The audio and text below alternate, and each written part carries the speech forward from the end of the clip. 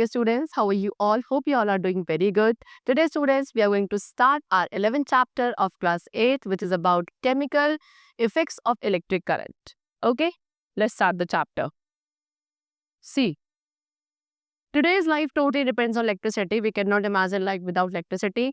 You know that molecules are made up of atoms and atoms are made up of neutron, proton and electrons.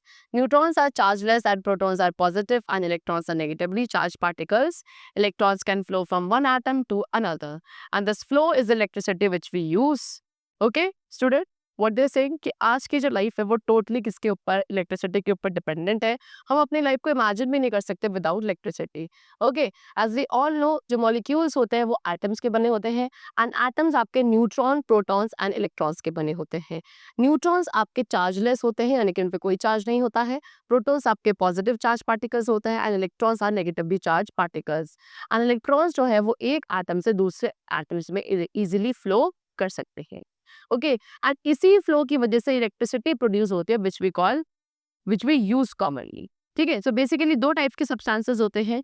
एक ऐसे substance है जो electricity को allow करता है to pass through themselves, उनको आप कंडक्टर्स कहते हैं. एंड कुछ ऐसे सब्सटेंसेस है which do not allow electricity to pass through them and they are called insulators. ठीक है, तो जैसे कि हमने प्रीवियस क्लासेस में भी पढ़ा था इलेक्ट्रिक सेल के बारे में, the magnetic effects and the heating effects of current. So इस चैप्टर में हम लोग डिस्कस करने वाले हैं about the chemical effects of electric current. ठीक है, सो जैसे हमने पढ़ा है कि matter consist of very tiny particles. Matter क्या है? मैटर के अंदर बहुत छोटे छोटे से पार्टिकल्स होते हैं जिनको हम एटम्स कहते हैं. एंड एक एटम के अंदर दो पार्ट होते हैं, that is nucleus and the surrounding orbit. Nucleus आपका हेवी होता है और उसके अंदर पॉजिटिवली चार्ज पार्टिकल्स होते हैं जिनको आप प्रोटॉन्स कहते हो. एंड इलेक्ट्रॉन्स जो दूसरे टाइप के पार्टिकल्स है वो न्यूक्लियस के अराउंड रोटेट करते हैं अपने अपने फिक्स ऑर्बिट्स के अंदर. ठीक है, प्रोटॉन्स आपके काफी हैवी पार्टिकल्स है जबकि इलेक्ट्रॉन्स आपके लाइटर पार्टिकल्स होते हैं. इलेक्ट्रॉन्स को इजीली पुश इन और आउट किया जा सकता है उनके अपने ऑर्बिट से with the help of energy. And ये जो फ्लो ऑफ इलेक्ट्रॉन्स होता है this is called electric current.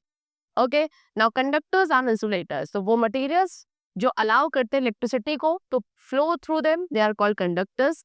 Generally जितने भी मेटल्स है they are good conductors. And the materials, वो मटेरियल्स जो which do not allow electricity to flow through them are called bad conductors or insulators. जैसे कि non metal except graphite, wood, glass, plastic, they are called bad conductors. ठीक है, अब जो difference है conductor and insulator के बीच में आप उसको एक टर्म के थ्रू एक्सप्लेन कर सकते हो, that is electrical conductivity. Okay, electrical conductivity is the measure of the ability of a substance to carry electric current. Electrical conductivity क्या है? एक मेजर है किसी भी एक सब्सटेंस की जो एबिलिटी होती है कि वो कितने इलेक्ट्रिक करंट को कैरी कर सकता है, उस मेजर को कहा जाता है इलेक्ट्रिकल कंडक्टिविटी. ओके, वो सब्सटेंसेस जो आपके इलेक्ट्रिसिटी के अच्छे कंडक्टर्स होते हैं उनकी इलेक्ट्रिकल कंडक्टिविटी हाई होती है एज कंपेयर टू दो substances that are poor electrical conductor, that means वो क्या आपके इंसुलेटर्स होते हैं. Now conductivity in liquids, so जैसे कि आपके सॉलिड्स की अच्छी कंडक्टिविटी होती है, सिमिलरली कुछ ऐसे लिक्विड्स भी हैं जो आपके इलेक्ट्रिसिटी को कंडक्ट करते हैं. ओके, जब आपके कुछ सब्सटेंसेस जैसे कि सॉल्ट, एसिड, बेसिस, आप इनको वाटर में डिसॉल्व कर देते हो तो ये क्या बना लेते हैं? आयंस बना लेते हैं. एंड आयंस आपके एटम्स या वो ग्रुप ऑफ एटम्स है जिन पे पॉजिटिव या नेगेटिव चार्ज होता है. यही आयंस हेल्प करते हैं इलेक्ट्रिक करंट को to pass through the solution. इसीलिए बहुत सारे ऐसे सोल्यूशंस है जो आपके सॉल्ट, एसिड या बेसिस के बने होते हैं, इनकी हाई इलेक्ट्रिकल कंडक्टिविटी होती है. फॉर एग्जाम्पल टेबल सॉल्ट जिसको आप सोडियम क्लोराइड कहते हो, जब आप इस कॉमन टेबल सॉल्ट को वाटर में डिसॉल्व करते हो ये सोडियम आयंस बना लेता है एंड क्लोराइड के आयंस बना लेता है. Like this is NaCl, sodium chloride. तो ये क्या बना लेगा? Na के सोडियम आयन बना लेगा एंड क्लोरीन के कुछ क्लोराइड आयंस बना लेता है. ठीक है, next, while testing the conductivity of liquid, जब हम लिक्विड से कंडक्टिविटी को टेस्ट करते हैं तो हमें क्या दिखता है कि जो बल्ब है वो आपका ग्लो नहीं करता as brightly with metals. Why? Because liquids जो है वो इतने अच्छे कंडक्टर्स नहीं होते इलेक्ट्रिसिटी के as the metals are. Okay, कभी कभी जो करंट फ्लो होता है वो काफी ज्यादा हो सकता है एक बल्ब के लिए टू ग्लो. इसीलिए एक डिफरेंट लिक्विड्स की कंडक्टिविटी को टेस्ट करने के लिए हमें एक light emitting diode that is LED का यूज करना पड़ता है, जो आपका लाइट अप हो जाता है इवन जो करंट उनके थ्रू फ्लो हो रहा है वो अगर क्या है काफी कम भी है. सो LED के केस में जो काफी लॉन्गर वायर कनेक्ट किया जाता है बैटरी के पॉजिटिव टर्मिनल के साथ एंड शॉर्टर वाला जो वायर है उसको नेगेटिव टर्मिनल के साथ कनेक्ट किया जाता है. ओके, चलो now next topic is how do salt make water a good conductor. Salt कैसे अब वाटर को एक गुड कंडक्टर बनाता है। सो सॉल्ट को जब वाटर में डिसॉल्व करते हैं, एज आई टोल्ड यू, वो क्या बना लेते हैं, आयंस बना लेते हैं। एंड जो पॉजिटिव आयन होता है that is called cation, and negative ion को कहा जाता है एनायन। ठीक है, अब इलेक्ट्रिसिटी जैसे ही आयन के थ्रू पास होती है, ठीक है, तो उसे आप कहते हैं एनायन। एंड इलेक्ट्रिसिटी जो सोल्यूशन के थ्रू पास होती है with the help of rod, उसे कहते हैं इलेक्ट्रोड्स। एंड ये इलेक्ट्रॉन्स आपके मेटल्स या ग्रेफाइट के बनाए जाते हैं। नेगेटिव इलेक्ट्रोड को कैथोड कहते हैं एंड पॉजिटिव इलेक्ट्रोड को एनोड कहते हैं। एंड वो सोल्यूशन जिसके थ्रू इलेक्ट्रिसिटी पास करी जाती है, that solution is called electrolyte. Electrolyte एक ऐसा सोल्यूशन है जो इलेक्ट्रिसिटी को कंडक्ट करता है as a result of the presence of positive और नेगेटिव आयंस। और क्यों कर सकता है इलेक्ट्रिसिटी को कंडक्ट? क्योंकि उसके अंदर क्या प्रेजेंट होते हैं, positive and negative ions present होते हैं। ओके, चलो। Now, conduction of electricity through solution electrolyte takes place through ions. So, I told you ये इलेक्ट्रिसिटी का जो कंडक्शन होता है किसी भी सोल्यूशन या इलेक्ट्रोलाइट के थ्रू, वो किसकी वजह से होता है, आयंस की वजह से होता है। जब इलेक्ट्रिसिटी पास करी जाती है, सो कैटायंस जो है वो कैथोड की तरफ मूव करते हैं एंड एनायंस आपके एनोड की टुवर्ड्स मूव करते हैं। ठीक है, एंड इसकी वजह से सर्किट आपका कंप्लीट हो जाता है। एंड जो आयंस का मूवमेंट होता है सोल्यूशन में, इसको इलेक्ट्रोलाइटिक और आयनिक कंडक्शन कहा जाता है। ओके, चलो। Now, the next topic is electrolysis. See, when electric current passes through a conducting solution. अब जब हम इलेक्ट्रिक करंट को किसी कंडक्टिंग सोल्यूशन के थ्रू पास करते हैं, वो क्या करता है, सोल्यूशन को डिकम्पोज कर देता है। एंड एक ऐसा प्रोसेस जहाँ पे इलेक्ट्रोलाइट को डिकम्पोज किया जाता है इलेक्ट्रिसिटी के through, that is called electrolysis process. ठीक है, इलेक्ट्रिसिटी का जो कंडक्शन है किसी सोल्यूशन या इलेक्ट्रोलाइट के थ्रू, वो किसके थ्रू होता है, आयंस के थ्रू होता है। राइट, इलेक्ट्रिसिटी को जब हम पास करते हैं, कैटायंस कैथोड की तरफ मूव करते हैं and anions move towards the anode. ठीक है, इसकी वजह से जो सर्किट है वो कंप्लीट हो जाता है। एंड जो मूवमेंट है आयंस का in the solution, that is called electrolytic और आयनिक कंडक्शन। ठीक है, एंड इस प्रोसेस को कहते हैं इलेक्ट्रोलाइसिस। एंड जो ये सिस्टम बनाया जाता है उसको कहते हैं इलेक्ट्रोलाइटिक सेल। सो इस तरीके से इलेक्ट्रोलिसिस क्या है, इलेक्ट्रोलाइसिस एक प्रोसेस है जहाँ पे एक सब्सटेंस अपने लिक्विड स्टेट में क्या होता है, डिकम्पोज हो जाता है on passing electricity through it. ठीक है, इसी तरीके से आपको एग्जांपल गिवन है, जब आप सोडियम क्लोराइड का इलेक्ट्रोलाइसिस करते हो तो कुछ ऐसे रिएक्शंस वहाँ पे होते हैं, यानी कि आपका NaCl होता है, ये आपका ब्रेक हो जाता है Na+Cl में। ठीक है, कैथोड पे Na आपका इलेक्ट्रॉन पे जाके स्टिक हो जाता है एंड एनोड पे क्लोरीन आपका इलेक्ट्रॉन लूज कर देता है। So reaction takes place somewhat like this. Next is applications of electrolysis. क्या क्या एप्लीकेशंस है इलेक्ट्रोलाइसिस के नाउ? सो जो मेथड है इलेक्ट्रोलाइसिस का, उसको हम इंडस्ट्रीज में यूज करते हैं, क्या, काफी सारे मेटल्स एंड नॉन मेटल्स के प्रोडक्शन के लिए, जैसे कि aluminium, magnesium, chlorine and fluorine. Next is what, ये जो मेथड है इलेक्ट्रोलाइसिस का, इसको हम इम्प्योर मेटल्स के प्योरिफिकेशन में भी यूज करते हैं, this is called electro refining. Next, electrolysis को आप क्या एम्प्लॉय करते हैं, to coat one metal with another, किसी एक मेटल के ऊपर दूसरे मेटल की कोटिंग करने के लिए भी इलेक्ट्रोलाइसिस का यूज किया जाता है एंड इस प्रोसेस को कहते हैं इलेक्ट्रोप्लेटिंग। ठीक है, इलेक्ट्रोप्लेटिंग के काफी वाइड रेंज ऑफ एप्लीकेशंस है। Next topic is chemical effects of electric current. So, the phenomena of causing chemical changes by passing electricity through a conducting solution is called chemical effects of electric current. एक ऐसा phenomena जहाँ पे हम क्या chemical changes cause करते हैं एक conductive solution के थ्रू इलेक्ट्रिसिटी पास करके, that phenomena is called chemical effects of electric current. So basically दो प्रोसेस है जो किसी करंट के केमिकल इफेक्ट को इलिस्ट्रेट करते हैं। Number one electrolysis and the other is electroplating. And जो केमिकल इफेक्ट है इलेक्ट्रिक करंट के, उसको आप किस फॉर्म में दे सकते हो, फॉर्मेशन ऑफ बबल्स। बबल्स का फॉर्मेशन होता है क्योंकि वहाँ पे गैसेस का प्रोडक्शन होता है। ठीक है, इलेक्ट्रोलाइट का कलर चेंज हो जाता है, मेटल का डिपोजिशन होने लगता है ऑन द इलेक्ट्रोड। सो इस तरीके से ये कुछ आपके ऑब्जर्वेशन है जिसके थ्रू हम chemical effect of electric current को क्या कर सकते हैं, समझ सकते हैं। ठीक है, so there are some terms जो आपके एसोसिएटेड है with chemical effects of electric current.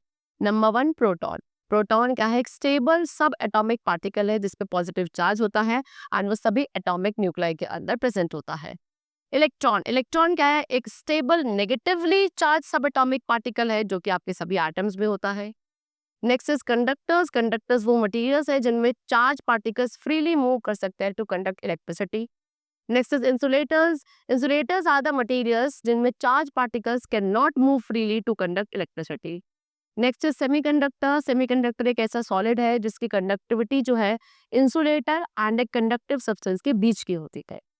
Next is light emitting diode, that is LED. ये क्या है? ये भी सेमीकंडक्टर डियोड है जो ग्लो करता है जब वोल्टेज उसको सप्लाई करी जाती है। कैटायंस हैं आपके positively charge ions, okay. Anions होता है negatively charge ions. And electrolyte होता है एक ऐसा सल्यूट जो आपका डिसोसिएटेड हो जाता है वाटर में एंड क्या करता है? इलेक्ट्रिसिटी को कंडक्ट करता है। Now the next topic is electroplating. So when electricity is passed through copper sulfate solution, what they are saying, जब आप एक copper sulfate solution के through electricity pass करते हो तो जो copper के ions है वो positively charged ions होते हैं, ये move करना start कर देते हैं negative electrode के towards that is cathode, जो कि आपके बैटरी के negative terminal के साथ connected होता है। जबकि दूसरी तरफ जो एनोड है जिसको आपने डिसॉल्व किया है कॉपर आयंस को क्या करने के लिए? फर्निश करने के लिए, वो आपका इलेक्ट्रोलाइट हो जाता है, ठीक है। एंड कब होता है? जब आपका पूरा एनोड एग्जॉस्ट हो जाता है। इसी प्रोसेस को कहते हैं इलेक्ट्रोप्लेटिंग।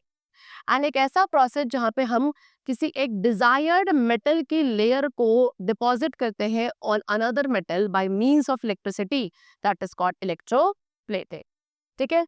Example gold. गोल्ड आपको एक्सपेंसिव मेटल होता है।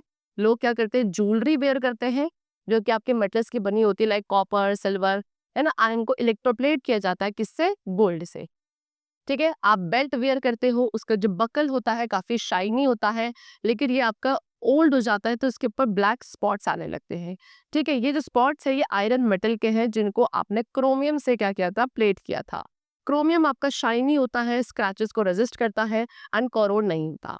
सो आयरन के मेटल को क्रोमियम से प्लेट किया जाता है सो दैट वो आपका शाइनी लगे, स्क्रैचेस को रेजिस्ट करे एंड इजिली कोरोड भी ना हो। फिर स्पॉट जो है धीरे धीरे आपके विजिबल होने लगते हैं जब वो प्लेटिंग जो थी उसके ऊपर वो क्या होने लगती है? वियर ऑफ होने लगती है। इसी तरीके से कुछ और एग्जांपल्स गिवन है क्रोमियम प्लेटेड ऑब्जेक्ट्स के, that is car parts, bicycle handle bar, wheel RIMS, okay. Metal के यूटेंसिल्स जो है जो आपको सिल्वर दिखते हैं वो भी एक्चुअली आपके सिल्वर के नहीं बने होते, उनके ऊपर भी कोटिंग करी जाती है। जो कैन आप यूज करते हो फूड मटेरियल्स को स्टोर करने के लिए वो आपके आयरन के बने होते हैं, लेकिन इनके ऊपर टिन की इलेक्ट्रोप्लेटिंग करी जाती है बिकॉज टिन जो है वो लेस रिएक्टिव है as compare to iron. Food store in it, इसीलिए जो खाना आप कैन के अंदर स्टोर करते हो वो आयरन के कांटेक्ट में नहीं आता एंड इसीलिए वो स्पॉइल्ड नहीं होता। आयरन जिसका यूज हम ब्रिजेस बनाने के लिए, ऑटोमोबाइल्स बनाने के लिए यूज करते हैं, उस आयरन को भी आप इलेक्ट्रोप्लेट करते हो जिंक से, बिकॉज जिंक आयरन को प्रोटेक्ट करता है फ्रॉम रस्टिंग, ठीक है। एंड ऐसी इलेक्ट्रोप्लेटिंग जो जिंक से करी जाती है that is called galvanisation, okay. चलो, सो केमिकल इफेक्ट जो इलेक्ट्रिक करंट है उसको आप मेटल्स की रिफाइनिंग में भी यूज करते हो, यानी कि उनको एक्स्ट्रा प्योर बनाने के लिए यूज किया जाता है and this is called electrolytic refining of metals, okay.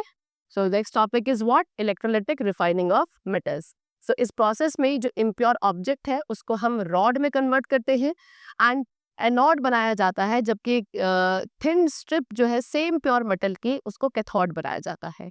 Anode को कनेक्ट करते हैं पॉजिटिव टर्मिनल से, कैथोड को कनेक्ट किया जाता है negative terminal of the battery से एंड जो सोल्यूशन है उसी मेटल का उसको एज एन इलेक्ट्रोलाइट लिया जाता है। फॉर एग्जाम्पल अगर मान लो कि हमें इस मेथड से कॉपर को प्योरीफाई करना है, सो इम्प्योर कॉपर रॉड जो होगी उसको आप एनोड बनाएंगे एंड एक पतली सी स्ट्रिप ली जाएगी प्योर कॉपर की जिसको कैथोड बनाया जाएगा एंड कॉपर सल्फेट सोल्यूशन लिया जाएगा एज एन इलेक्ट्रोलाइट, ठीक है।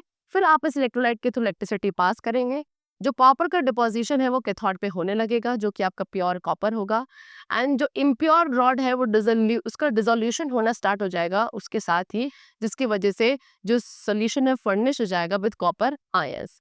इम्प्योरिटी सारी नीचे आ जाएंगी एंड कहाँ सेटल हो जाएंगे? कंटेनर के बॉटम पर। एज इन इम्प्योरिटीज को क्या कहा जाता है? एनोड मड कहा जाता है, ओके। चलो, so the chapter is completed.